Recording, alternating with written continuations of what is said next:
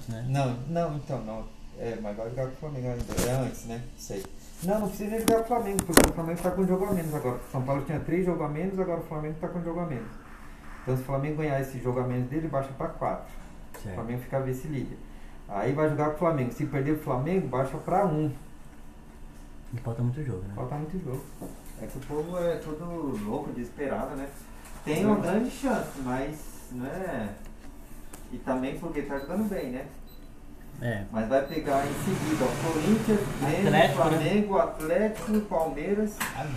Só pra lá é muito jogo, meu. Aí paletou no Morumbi, tá bom, mas não tem torcida. Não muda nada. Não muda nada. É muito jogo ainda mostra, mas deu uma vida, né? Então todo mundo vai ficar louco, né?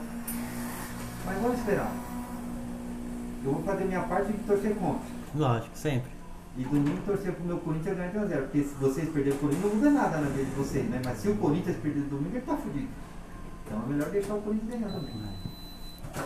Vamos ver, né? Não perdemos pros grandes ainda, né? Aí, bom.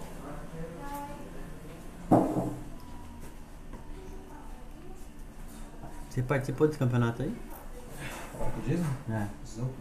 A modalidade é só Pro e Inter. Você é louco, os caras descem assim, ó. Você escuta o velame, o barulho do velame lá de cima. Os caras vêm, vou te mostrar, os caras vêm muito rápido. É louco. Mas você é profissional também? Ainda não. Não? Os caras passam no pau de água assim, ó. Você vê a risca do pé dos caras passando pela água. Você é louco, é da hora a modalidade. Mas tem que ser muito foda. Mas se bate na água que nem pedra, né? Concreto, né? Você vai ver, não bate. Mas se você cair assim, aí você bate. E é um pouquinho fundo, tá ligado? Não, porque tipo assim, se o cara vem na velocidade errada, às vezes ele encostar o pé e entra com as pernas, se fode todo, né? Vou te mostrar.